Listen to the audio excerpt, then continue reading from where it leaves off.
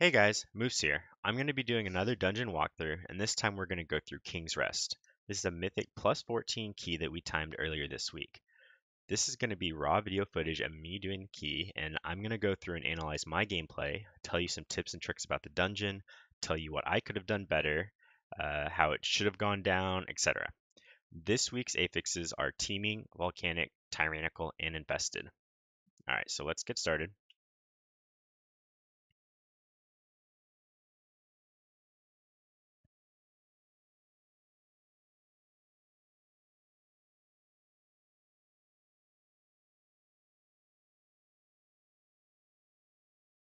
All right, so right off the bat, we're gonna do some RP, and there's these two golems right here, the two animated guardians. Uh, Generally, you want to try and skip these as they don't really give you that much percent, and they take a while to kill. Um, you'll see right here that you can actually hug this wall right here and never have to deal with these two right up front. So I'm actually failing at jumping on this ledge right here. You don't have to jump on the ledge. I just like to for safety. These minions of Zul's, the easiest way to do it is to have an arcane torrent. The minions of Zul's will never target a tank, and so the best way is to have a tank to run into the middle of them. Arcane torrent. If you have a priest, you can mass spell them all at once. If you have literally no blood elves in your group, um, try and stun them, and then you can DPS the shield. So they have a shield of, I want to say, about 30k, 50k each. More on fortified, obviously. And once you kill the shield, then they die basically. The easiest way is to just dispel them, to just instantly kill them, as you can see here. And so we have a rogue, and so like I said, you want to try and typically skip these guardians as they don't really give you that much percent, and they take a while to kill. If you do pull them, they do a frontal cone that's a huge cone of electricity. It's about 35 yards, I want to say, 30 yards. Any ranged DPS can outrange them and should outrange them. And so typically you want to have the tank pull them off to the side, sort of, and you just want to stay max range while you're killing them. They'll turn and do the conal towards you, and it won't ever hit you. But like I said, try and skip these if you can, especially on fortified weeks. They are a huge waste of time.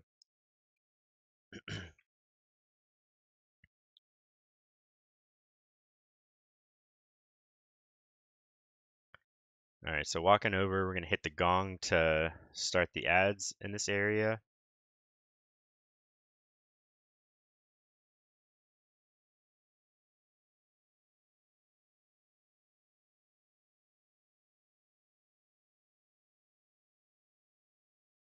A lot of RP in this dungeon.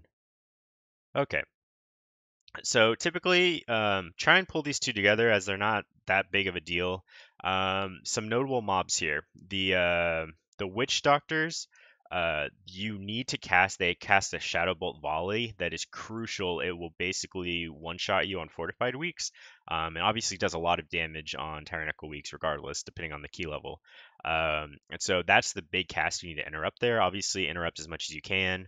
For hunters, we are able to dispel raging. So the Shadowborn champions, when they hit 30% HP, they will enrage. Outside of raging weeks, on raging weeks they enrage twice, and it trucks tanks. And so you always want to try and you'll see here in a second. I'm staying on this champion when I don't have to interrupt to make sure to catch that raging. Here we go, Shadow Bolt volley. So we want to try and get this interrupt as much as possible. All right, so these minions of Zul's are padding around. Again, we want to try and Arcane Torrent or Massive Spell if possible. And we have two Blood Elves in the group, and so obviously the first Arcane Torrent won't be up by the time you get here because we just used it. And so we have another Blood Elf who's going to run over and get those. So we stun those, and the Demon Hunter Blood Elves those over there. So the champion puts the shield up, and you can't deal any damage to him in front of the shield. Luckily, we're BM, and so half of our damage goes through no matter what because our pets are always positioned behind the target. So your pet will still attack him, but multi-shot, chimera shot, anything that we cast if you're in front of the shield won't go through. And so you still want to be positioned behind him. Obviously, dodge these little tornadoes.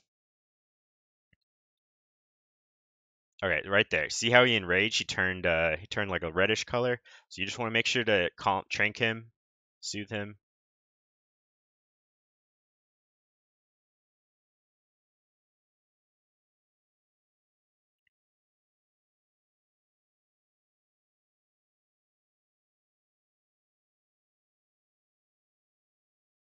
All right, so this pack's not very bad. Let's make sure to get interrupts.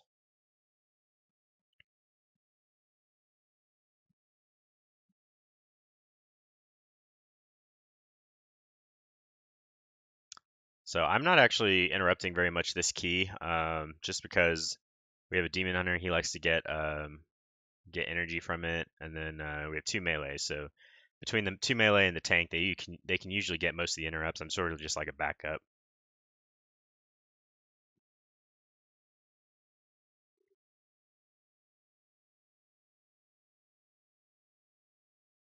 Okay, so on teaming weeks, this is a very rough pack. So obviously you need keep interrupts on the caster.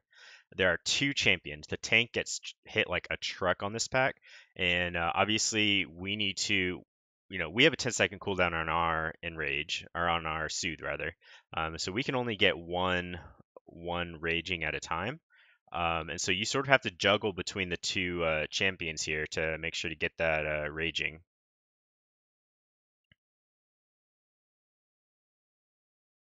All right, so they both rage at the same time. I'm able to get one of them eventually.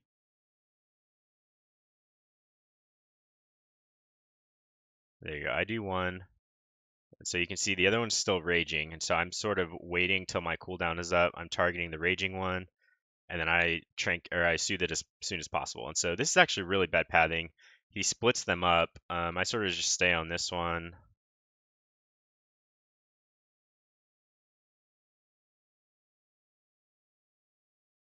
I soothe him again. So I'm not able to soothe this one, obviously, because I just used it. Okay. So now the boss spawns. So this boss is actually not really hard. You just have to be on top of CCing the ads, and you have to be coordinated if you don't have any real slows in the group. So generally what you want to do, he puts touch of gold or spit gold on random party members, and it does a pretty good amount of damage. You want to try and group them up as much as possible in a corner. And then when the ads spawn, you want to try and put as many slows as possible. And so you can actually, if the spit gold is targeting you, you can actually turtle it and it won't apply to you. I actually messed that up. I thought he was targeting me the first time and I used turtle. Obviously, he was targeting the rogue instead. And so I totally messed that up. So I'm going to come over here, drop the pool of gold. Okay, so now you have these ads. So we don't really have, so Frost Mages are amazing on this fight, and they're almost a must-have. You can see sort of later in the fight, we start to struggle a little keeping the ads slowed. We have Death and Decay, we have an Assassin Rogue who has the slow, and so we do have some slows, but not nearly as much as a Frost Mage. You can just keep them slow the entire time. So you can see I threw my Tar Trap to help the slow a little, um, putting a Binding Shot or a Freezing Trap down. I'm just sort of doing whatever I can to just prevent these from getting close. Again, trying to drop the puddles in the back here.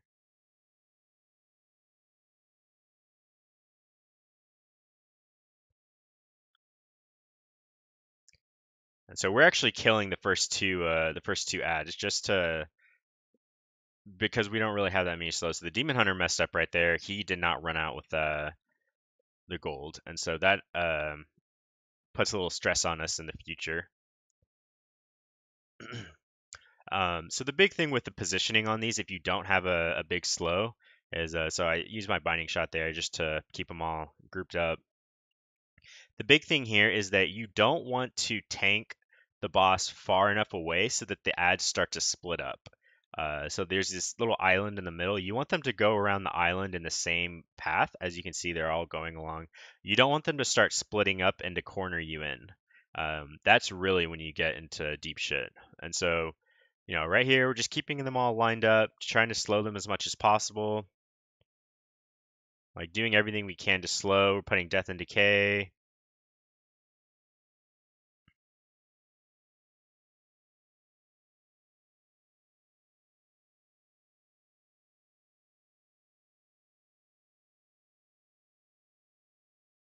So I do another binding shot there, and then boss is dead. So it was a little bit sloppy just because we didn't have a really good slow, like a Frost Mage or something, but we got it done. Wasn't that big of a deal. All right, so this room on Fortified is typically very hard, especially with like Necrotic and stuff like that. Um, this is often a run killer for King's Rest, and it's not bad as long as you know how to deal with them.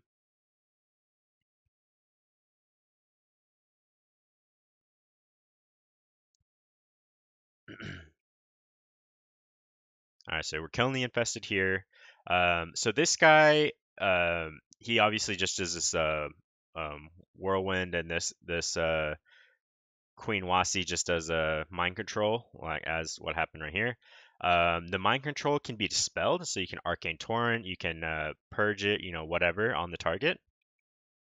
The good thing about the whirlwind is that it often will target pets, and so both of those times it actually targeted my pet, which is really nice because obviously your pet doesn't really take damage from it, and you can move your pet wherever and stuff like that. And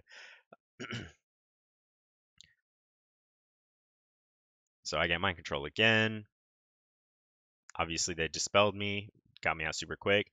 If you don't have a dispel, you can DPS them down to I want to say 60% HP, or if you kill her, the mind control ends as well. The other thing is that all four of these are randomized each I want to say each day, depending on which they don't all come in the same order every time.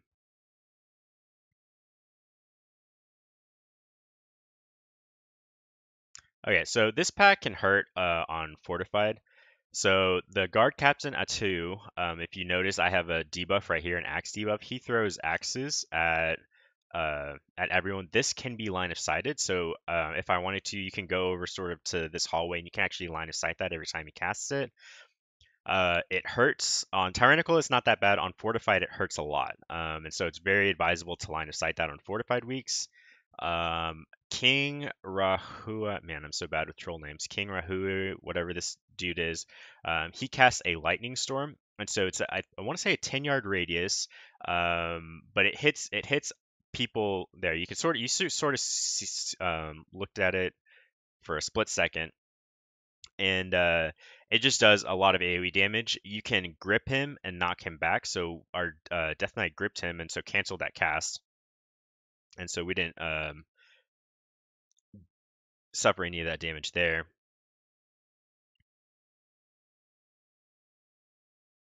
And that's basically all this pack does. It's really not that bad.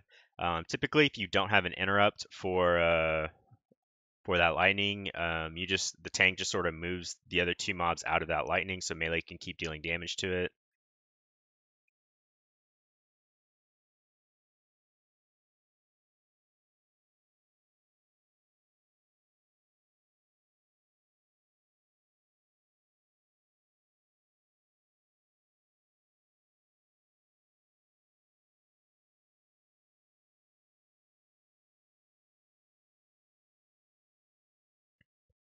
All right, so this next set has 5 raptors, or not raptors, bloodsworn agents, whatever they are. They will dash to you and deal damage. This pack is very rough on necrotic weeks. It obliterates the tank and gives him stacks quite often. And so you want to try and use Binding Shot, use Tar Trap, whatever, to try and keep them grouped up as much as possible. Basically just AoE them down quickly. Obviously, don't stand in the purple shadows, shadow swirlies. But other than that, it's not really that bad. It's really only bad on necrotic weeks for the tank.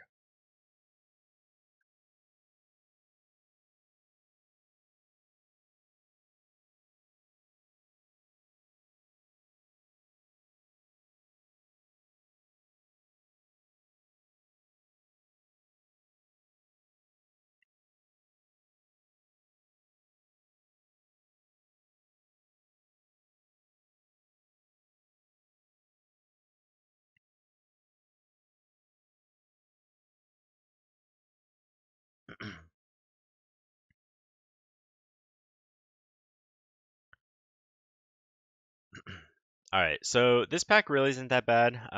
She does a shoot, which just sort of single targets an enemy. These raptors will jump out and start doing swipes. So just don't stand in their swipes. It's pretty easy to dodge. Actually, you can't. These guys are immune. I try and binding shot it, but they're immune to CC, so you can't really do anything. You don't really, so what the tank's doing right here, you don't really need to tank her because she literally just stands and shoots. So the tank's actually bringing these guys out to try and get a little damage. It's just sort of like a min-maxi type thing. The big thing that Queen Patla does are these purple circles. If a purple circle gets on top of you, it's really bad for like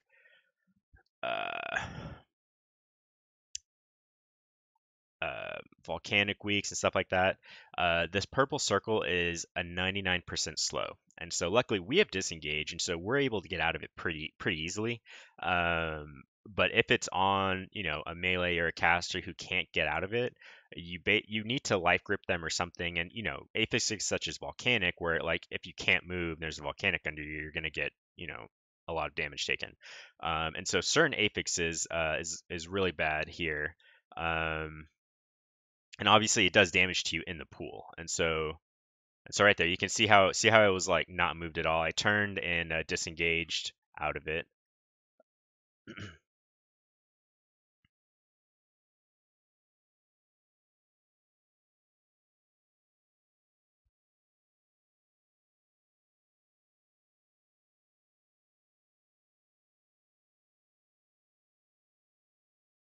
All right, just finishing off these raptors.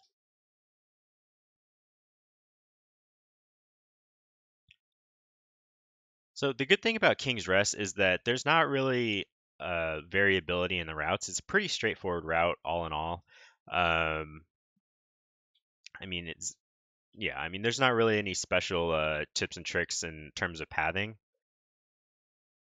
So I'm actually super slow here.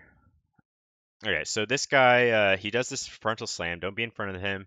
Um, he does this purification beam. That was a really bad Gale Callers. I should have held that.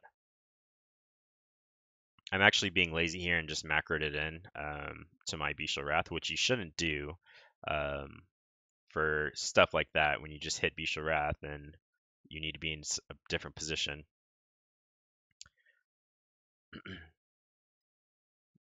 So let me go back a second. Where is it? Okay, so as you're coming up, okay, so he pulled it obviously. If for some reason you want to skip this golem, and it was more so before they fixed teaming, there were actually two of these guys. Hunters can actually pull this golem off to this little corner right here, or vice versa, the other corner. You can actually pull it off to this corner and turtle, and so let it tank. So you tank it with turtle, and everyone can run by without getting in combat. If for some reason you want to skip this guy, and then obviously you disengage away, feign death, and he resets, and you're out of combat. And so that is an option. Now, whether you want to do it, whether it's efficient or not, that sort of depends on your pathing, what you're skipping and stuff like that. And so this guy, you just want to sort of be in melee with him. He just does this beam in a circle. Pretty easy to dodge.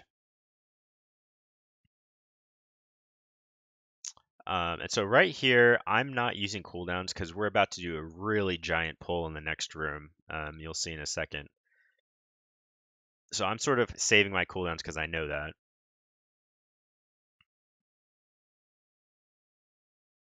Okay, so this week, this right golem is infested, and so we're pulling literally everything in the room except for him. And so the big thing with these green guys, the green now, typically a lot of damage goes out if you get hit by a green swirly. So the way it works is if you get hit by a green swirly, it puts a dot on you. And obviously there's a bajillion of them. So if you get hit by more green swirlies, it stacks and keeps doing damage. And so as long as you're not getting hit by green swirlies, it really doesn't do that much damage. And so let me just sort of explain what's going on here. Obviously we have all these green swirlies that I'm just going to keep running in a circle to dodge. We have the purification construct, which we just fought, has the beam. All right, so there's going to be fire puddles going on the ground. There's going to be a beam that we have to go around, and we have this the other golem, which puts you in the tomb. And so the other golem that puts you in the tomb really doesn't do anything besides the tomb. Um, During the trash, so like the trash golems, but not the boss. So the boss also puts you in a tomb, but the golems that put you in a tomb, I've seen it happen contrary, but 99% of the time will always put you on the outside one. So this one, and then on the other side, the far outside one down here. And so you can sort of see. All right, so now let's look at this pull. All right, so I'm sort of using binding shot, using tar trap, whatever you can to help gather everything up. So everything's slowed. All right, so the beam's going out. The entomb's about to happen. Okay, so he got entombed, and we immediately break him out of that one right there. He didn't even really need to hit his button. All right, so I'm just kiting everything. I'm trying to group up all the puddles and everything while doing my AoE rotation. So again, I should not have Gale Caller's macroed right there because I just wasted it. All right, so they immediately break me out.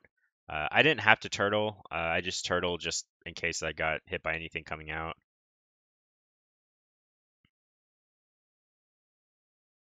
All right, so we kill all the blobs, and we're just finishing everything up. So very hectic pull, but we did it pretty cleanly there. All right, so now we're gonna go kill this infested guy. Again, this is the one that puts you in the tomb. They generally, as long as you keep this golem on this half of the room, he'll always put you in one of these two. 99% of the time, it's going to be the outside one. If you do, so like say you pull this right one and you drag him to the other side, he can put you in either tomb. So try and tank them on the side that they spawn on, just because it's way easier to know which one? See, so immediately there, we just broke him out. He didn't even need to hit his button.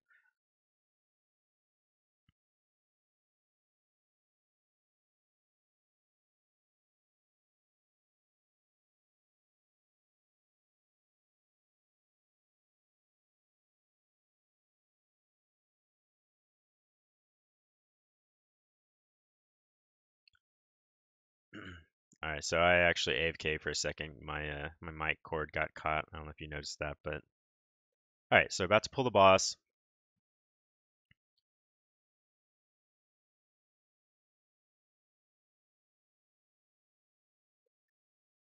All right, so a couple things on this boss. You want to try and keep him central, and you want to try and group up. You want to try and so he puts these fires under a random person. So if you're spread out, so like say range GPS or like on corners of the room, you can just have fire like all over the place. So you want to sort of hang out in melee just so you know where the fire is going to be, and you can sort of put the fire in a nice little organized area. On Tyrannical, this is a lot more important because this boss takes a lot longer.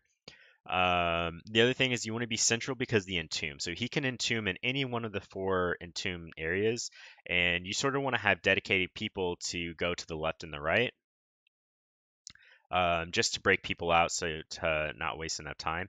If you choose the wrong one on the boss, so if you choose the wrong one, there will be an ad that you have to DPS down, and the ad will actually have a cast that he just keeps casting over and over again.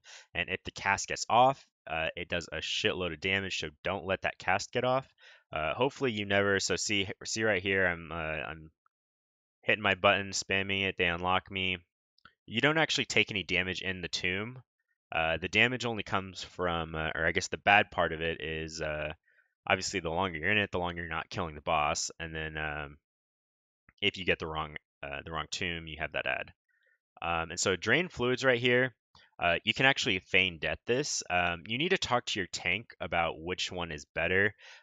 Drain fluids does a decent amount on you, but it's actually very healable by the healer. If the tank is taking a lot of damage, so like on Tyrannical, this boss does a lot of tank damage, and so obviously if you feign death it, that's less time that the that's more time that he's beating on the tank as opposed to dealing damage to you while he's channeling this. So I actually feign death this here. Uh, Never mind, I do not feign death this here. I want to say feign death was on cooldown. Oh no, it's not on cooldown. I just chose not to do it. I think I do it a little later in the fight.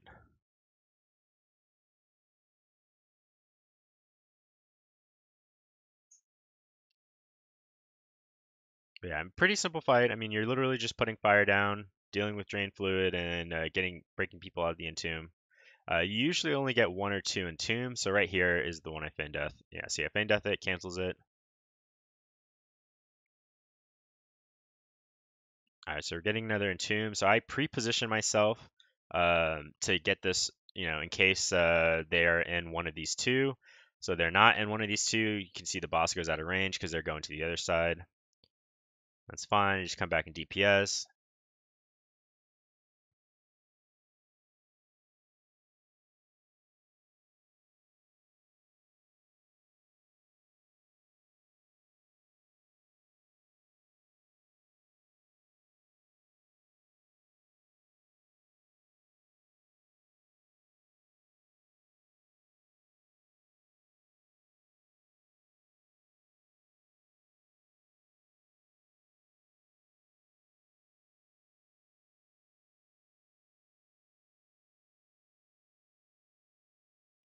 All right. So not a bad boss, really.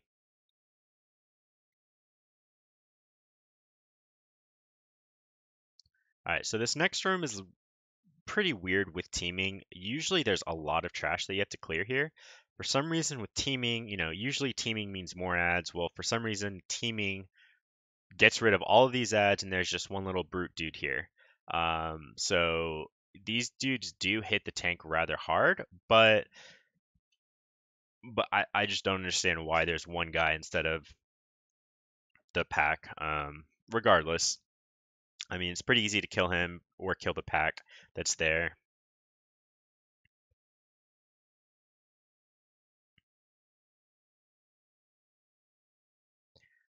All right, so one thing with infested that you want to try and do, you can pull multiple infested together and they don't heal each other. And typically, the way you'd pull with infested is you either want to CC the infested or CC the non-infested, and you want to pull either all infested or all non-infested as much as you can. You want to try and clump groups together. And so you see right here, the rogue goes over here and saps this infested guy because I'm pretty sure we're planning on pulling all of this stuff together.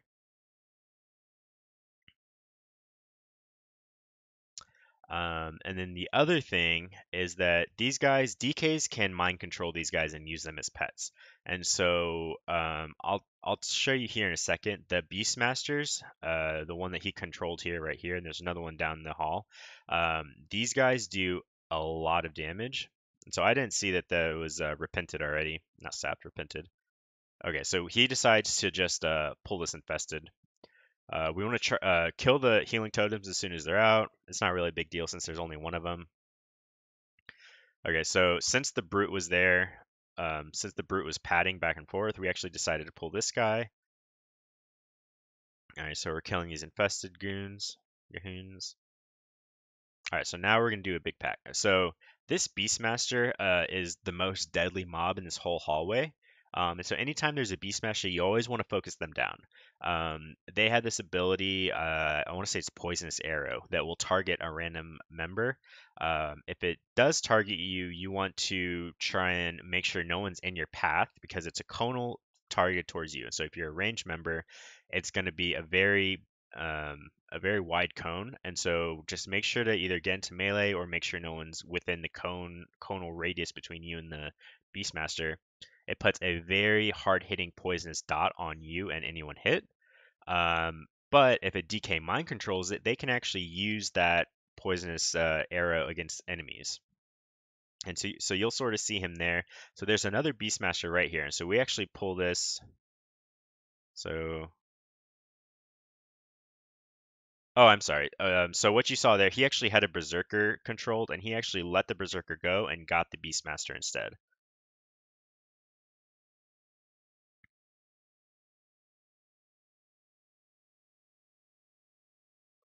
All right, so I put a binding down just to keep everything together. Yeah, so see, here's his Beastmaster. He's actually, so you can see here the Berserker has this Poison Barrage. This is what the Beastmaster puts on you.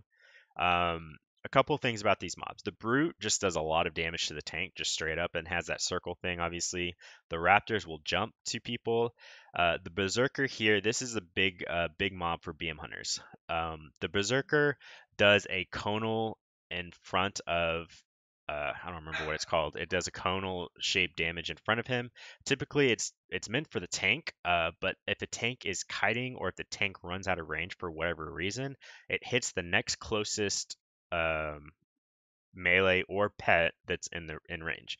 And so a lot of people complain that pets die. Well, pets, if they get hit by this berserker, so if the tank's kiting, if the tank is out of range, your pet will get hit, and your pet, since it's a dot, it's a cleave, but it's applied as a dot.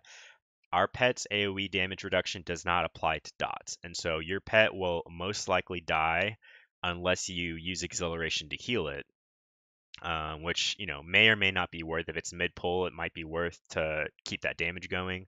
Um, but this is good and bad. Obviously, if it's non-intentional, you lose damage because your pet dies.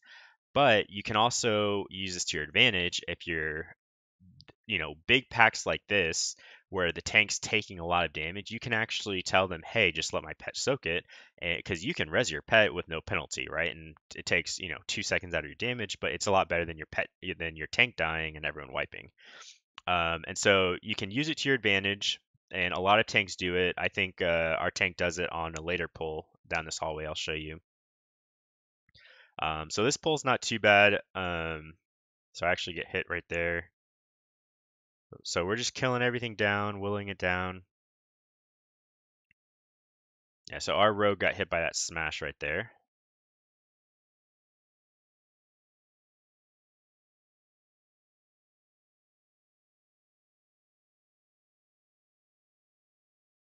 All right, so he still has his Beastmaster controlled. So we're just going to make our way down the hallway.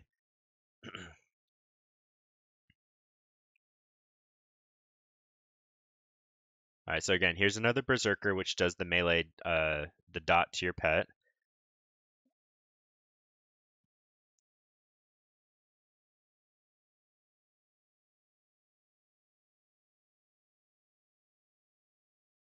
So a couple things here. The Witch Doctor, I'm sorry, the Priestess will put the Healing Tide Totem down, which you want to kill, obviously. The Berserkers leap and do some damage, so don't be where they jump to. Witch Doctors will put a Hex on you. I believe only Shamans are able to dispel that. Since it's a curse, I don't remember which healers are able to dispel curses, but all it does is you just can't attack for a couple seconds, which can be good or bad. I'm sorry, can be bad depending on where in the fight. It's always bad, obviously, depending on where in the fight you are.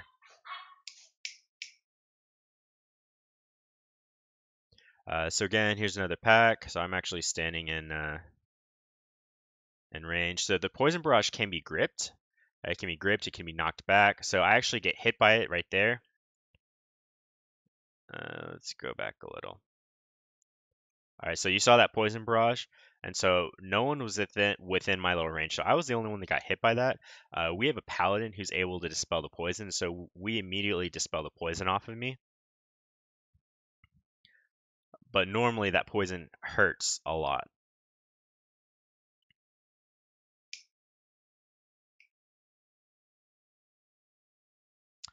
Okay, so this is a fairly dangerous pack. You typically want to save cooldowns for this pack. The Berserker hurts a lot, and there's obviously a lot of stuff going on here.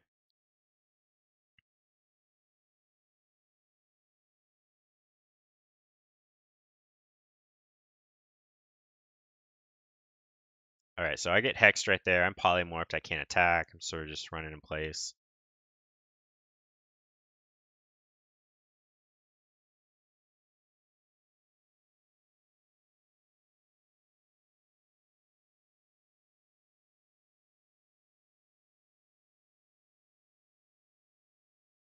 All right, so right there, the tank actually moved out of the way. So here, let me back up a second. Okay, so look at the Berserker. The tank moves out of the way of the Berserker. All right, so if you saw that cleave, boom, he turns and hits my pet right there. Because my pet's the closest one to him, the tank moved out of the way. And so you can sort of see my pet's health just start dropping. Boom, boom, boom, and it's a dot. And so I actually exhilarate to prevent that. And so it stops killing my pet right about there. So my pet survives it. But if I did not exhilarate, my pet would have died and I would have had to res it. And so I saved that exhilaration because I knew it could happen during mid pull. And so I'm pretty sure my pet died on this one. There's two berserkers here. So typically the brute's not here. The brute's here because of teaming. But the two berserker pack is typically where your pet will die because the tank's trying to move out of both of them. And so usually your pet will soak one of them at least during this pack.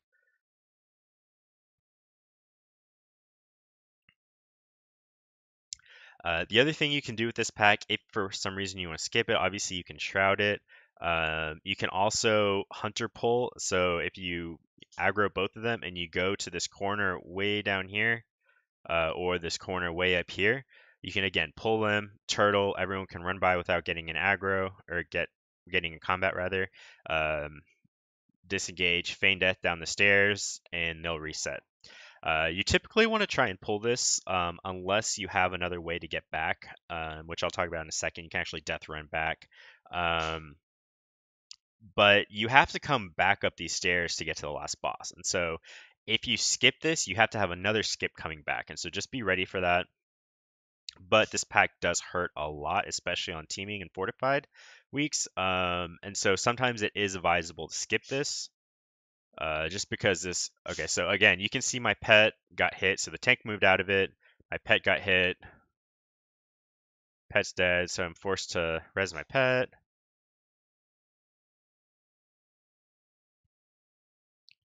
I think I get hit by this. Oh, nope.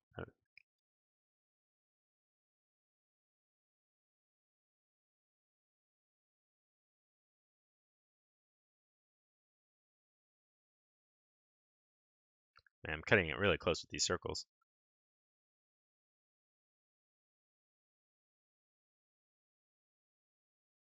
Okay, so this is a fun boss on Tyrannical. This boss takes a while. There is a couple tricks to this boss that make it a little easier, which I'll tell you here in a second. So this boss, like a couple other bosses in these dungeons, is on a weekly rotation. There's three bosses. So there's this guy, there's another chick that does totems, and there's another guy that throws axes. And so all three of them rotate which order they come out depending on which week it is. And so obviously this guy, the charge guy, is first. I don't remember who's second. I think the totem chick is second, and then the axe guy is third this week. Um, Typically, the axe guy is the hardest for most people, and you'll see in a second. The charge guy is pretty easy for everyone except for the tank. This guy hits the tank like a truck. So this guy does two things. He charges or he backhand is an ability that does a lot of damage to the tank, and he does this charge through. And so you want to position whoever it's targeted on barrel through, they want to be in the very back of everyone. It reduces damage done per person it goes through. And so see, we all get in a line. It doesn't deal that much damage.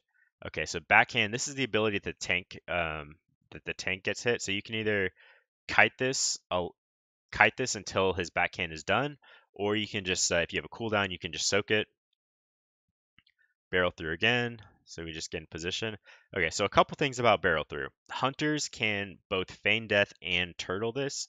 The feign death only retargets someone else, and so it is very useful because, like I said, this boss trucks the tank, and so you can see barrel through is about a 7-10 second, was it 10-second cast, and so if you are going to feign death it, first make sure your party members know that you're going to feign death it, and they're going to have to deal with it again. But wait till he's about 8 seconds through the cast, feign death it, and then he'll retarget someone else and do another 10-second cast. And so you're wasting an extra 8 or 9 seconds that he's not beating on the tank. And so while it doesn't totally ignore it, it does help the healers and it does help the tank. And it also desyncs the backhand from it helps the tanks out basically. You can also use Aspect the Turtle to completely negate the damage. So if you are going to turtle, communicate with your team. Be sure that no one is within your little, between you and the boss. Make sure you're out by yourself, and turtle will totally ignore the damage.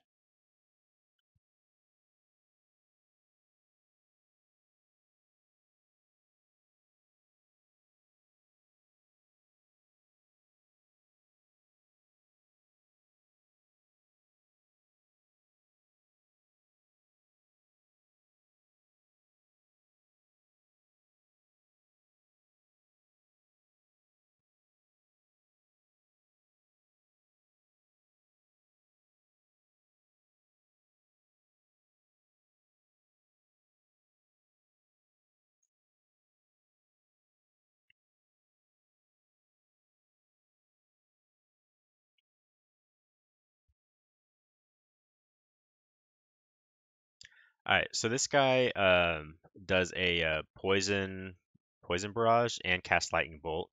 Poison Nova, I'm sorry. Poison Nova is the big one. If you get hit, if you let Poison Nova go through, it's basically a wipe. So make sure you always have Poison Nova there interrupted. Okay, so the thing with this boss is that once you kill one of the bosses, they will now periodically come do their abilities through the preceding bosses. And so we just killed the barrel through guy. So now he's going to show up and do the barrel through on Riptag here. And so he spawns randomly, the barrel through randomly throughout this arena. And so you sort of have to look around and see where he spawns and position accordingly. So he spawned way behind us, and so he positioned himself on the other side of the boss so that he runs through everyone. So this Poison Nova is also happening, so you got to interrupt that. And so here are the totems that spawn. So she spawns 4 totems: an Earth Totem, an Explosive Totem, a Thundering Totem, and a Torrent Totem rather. The priority for totems is always Explosive, and then Earth Wall, and then the other two sort of don't matter. It's more of a caster thing, but they're not as crucial. So immediately I go to Explosive. The melee were already on the Earth Wall totem down here, and so I just sort of uh, go over to. Actually, the melee is over here killing. I guess the tank's killing this one with me. I'm sorry, the tank already killed this one rather. And so BM hunters are very, very good at totems. So something with the totem positioning, make sure to have kill command and barb shots pooled up. Basically, you want to use your kill command and barb shot to shoot your pet between each totem. And so you can sort of see here. Okay, so totems come out. I immediately look around for the explosive, boom, kill command towards there, kill that. So here, I don't really have anything saved up. I should have saved that barb shot I used at the very end, but I kill command to that, barb shot to that one, just finish that off. Boom. Barb shot to the boss, kill command, etc. And just keep doing my normal rotation. And so you just want to sort of slingshot your pet around the circle.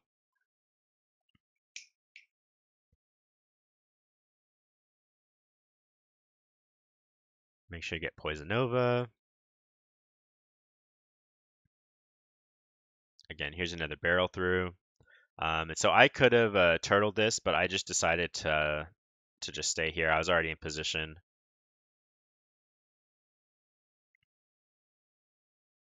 All right, so another totem phase. We didn't push her fast enough. So explosive spawns right next to the boss. So I look around for the next one. Kill Earthwall first.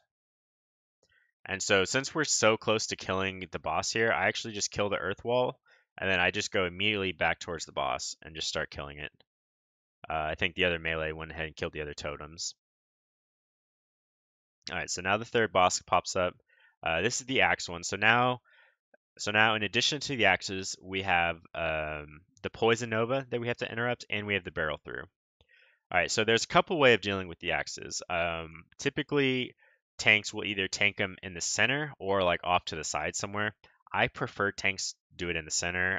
He's sort of like halfway in between right here, but um, a couple ways of dealing with it. Obviously, you can sort of free for all. You're a beam hunter, so here I sort of free for all and sort of just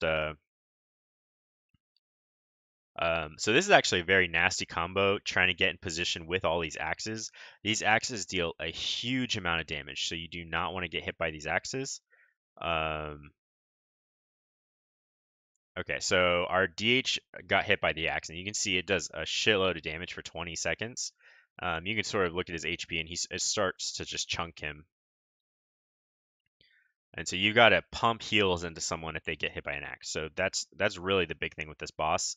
The boss itself isn't really hard. It's just really positioning. And obviously we're beam hunters, so moving for axes, axes should never hit us. A secret to dealing with the axes, though, here's Poison Nova. Just make sure to interrupt that. So as soon as the axe spawns, they always go counterclockwise. And so you can sort of just stay on the boss. They go counterclockwise and go outwards. And so you can sort of stay near the boss, and as soon as they spawn, you can like follow it one time around and then get back to the center. So if I would have gone right here, the axes would have been fine. So he's sort of moving the boss around. It's actually super AIDS to deal with. So here's another barrel through with all these axes. Very sketch. He's actually going to go and evasion tank it. I think he dies. Oh, he got hit by an axe. That's why he dies. Oh, nope, doesn't die. Never mind. Okay, so a couple things here. So obviously we're going back. So if you did not kill this trash, so if we skip this trash, you need to get back through here somehow. There's a couple ways to do it. You can shroud it if you have a rogue or something like that. You can invis pod it. You can also do a tank death run. And so tanks, so you can pull this mob all the way down the hallway. Just keep running and running and running as long as you survive. And then the rest of the party can just follow you while not getting combat and just go down this bridge. It can be a little sketch sometimes because I don't know why they have not removed it, but every time you walk past this threshold, you trigger a cutscene right there, cutscene. And so, obviously, if you're a tank and you have 3 mobs on you and there's a cutscene, well, it can be very sketch. So, if your tank's confident in doing it, they can just run down this hallway, like all the way to this door down here, and then we can just run back. The group can just run down this hallway. There's some RP, so it takes a while to open this gate. But just be aware of that. Okay. So Shadow Azul on Tyrannical is not bad, but on Fortified, this guy hurts. And so you need a very well coordinated group effort. A lot of people lust him. I don't think it's necessary to lust him. You just have to be very careful about dealing with him. So he puts this Shadow Barrage on someone, and it does a lot of single target damage. And then he also puts these pools down, and he also does this Dark Revelation. So I just got like every ability. So the pool does a shitload of AoE damage if no one's standing in it. If someone is standing in it, it just does a lot of damage to that one person. So obviously, damage to one person is better than a huge damage to everyone. So someone needs to be soaking it. We're actually very good at soaking it right now since we have a lot of self-healing. We have a lot of cooldowns and extra health, and etc. Obviously, and we can also move. And so we can still DPS while moving to soak all these puddles. Dark Revelation does a shitload of damage when it expires, and it does less damage to people who are who are further away from people. So you want to run to the far corner to deal less damage to them. It does a lot of damage to yourself. If you use Aspect of the Turtle, you negate that damage when it explodes. Every time Dark Revelation explodes, you can see I turn around here, it spawns a minion of Zool. So these are the guys that were earlier in the dungeon. You need to dispel these or kill their shield. And so you can see here, I send my pet over and I dispel him, I purge him, and I go over and soak this pool. And so again, I'm healing again.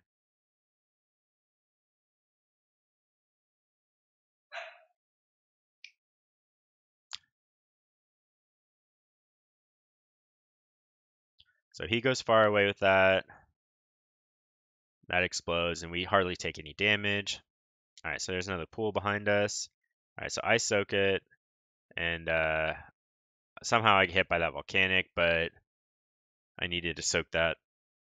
So I actually died because between that volcanic and the damage from the pool.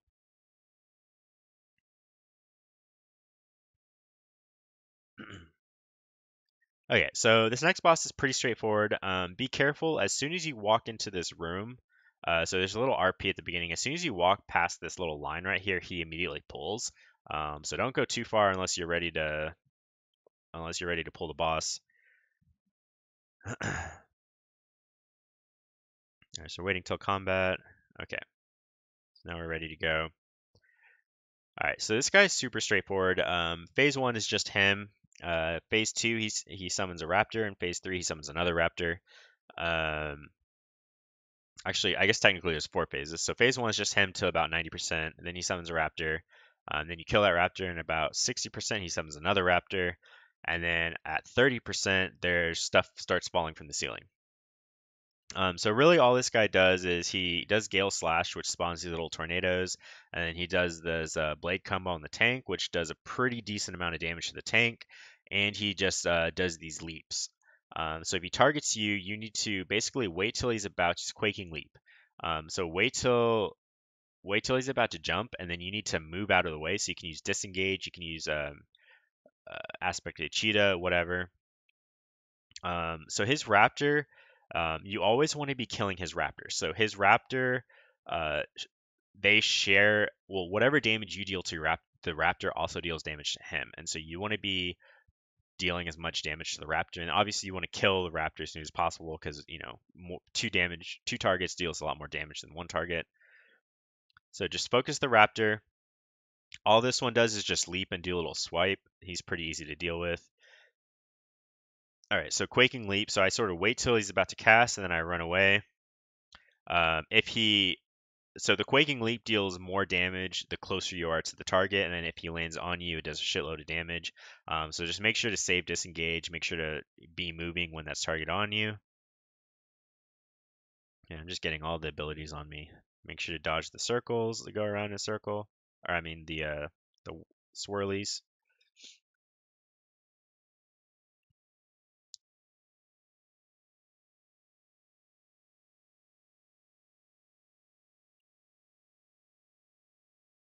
All right, so about to spawn another raptor.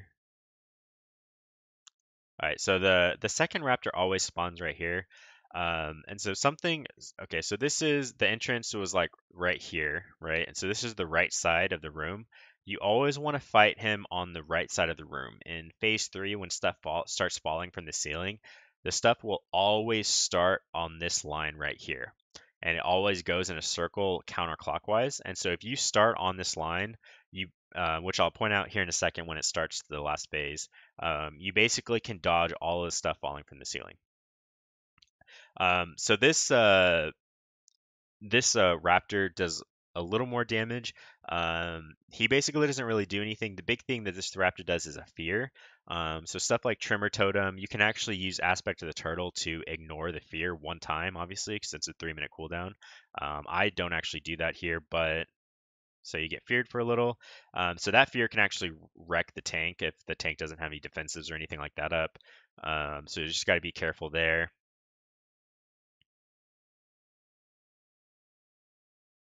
So typically, if you're going to lust this boss, you want to lust the second raptor just to minimize the fear, minimize the damage. This is probably the most damage that's done throughout the fight. All right, so we killed the second raptor. We just fight him until the last phase.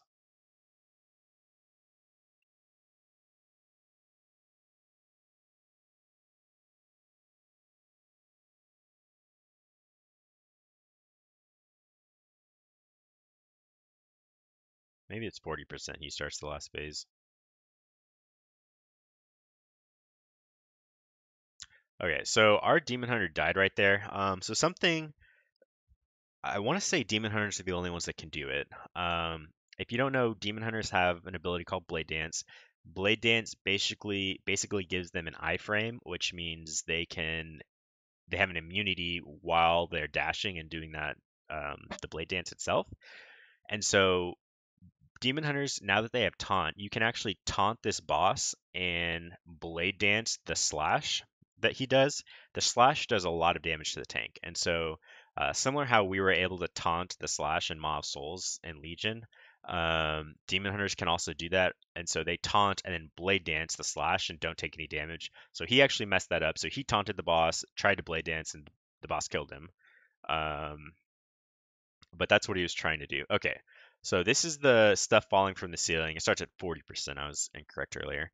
Um, so it always spawns. So here's the entrance to the room up here. So this is the right side as you're looking into the room. It always spawns on this line. There's two patterns. This is one of the patterns that will always spawn this way, and it goes counterclockwise. And so since we're already positioned on this side of the room, it just, as you can see, it sort of just goes that way counterclockwise, and we just totally ignore it.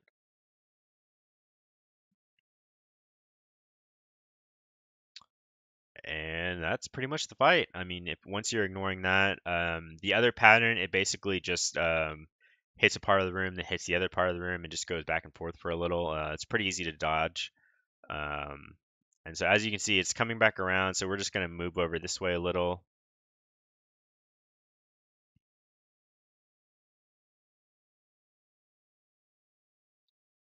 All right, so that's the end of the first pattern. There's another pattern that comes, and it's the same one.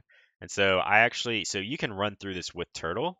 And I actually just turtle and disengage over it just to be safe. Again, it goes clockwise, same exact pattern every time.